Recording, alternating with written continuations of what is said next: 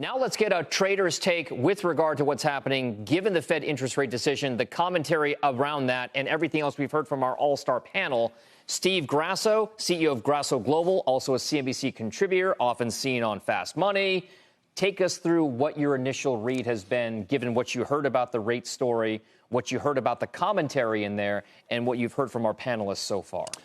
So anything less than a cut would have been a problem for the overall markets. I think that you're going to see Chair Powell is done in May of 2026. I think you're going to see 25 basis point cut every meeting that he's available to cut 25 basis points. I don't think you'll see a 50. I think that allows him to keep President Trump at bay, or criticism at bay, allows him to satisfy the markets, and allows him, just think about this, every quarter point cut, the debt is at historic highs. Every quarter point cut saves the government $88 billion on an annual basis to service that debt. Sounds like a win to me. The markets think it's a win. Unemployment rate should probably be higher if the full participation rate is really moving in a static flow going forward. Off of the April tariff tantrum, what rallied the most? The most unprofitable companies, the unprofitable companies rallied the most. So we're starting to see sort of the mega cap tech take over leadership again. So I think you're going to go high and low. You're going to go unprofitable companies. You're going to go Russell 2000 companies that are really relying on variable rate debt financing, right? 30% of them rely on this month to month, Dom.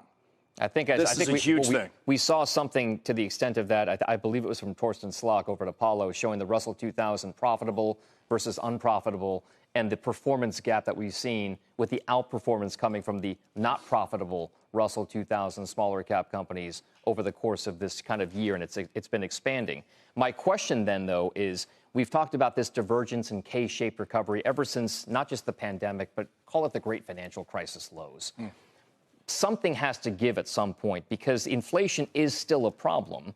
It's still out there. There doesn't feel like there's a view that it could percolate up again to the levels that we saw at 4-decade highs at points over the last 3 to 4 years.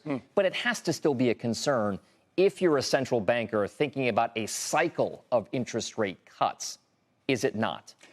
Correct. What would you think, though, is more of a concern now? And this is what the Fed is trying to weigh. Is it price stability or is it full employment? And at this point, we're at a juncture where it is full employment.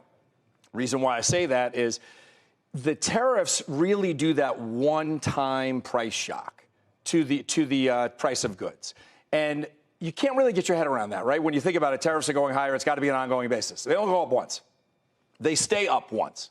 So the amount of corporations that are passing it on, that could be different. But let's think about the Budget Act that President Trump passed.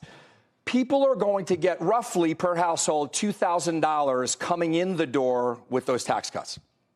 Tariffs are costing them roughly $1,000 per household. These are averages. So they're actually above water on those tax policies. So that's where I think that most of the market is not pricing in. And then the full expensing, right? So that free cash flow, net profits, those are all tailwinds to the economy.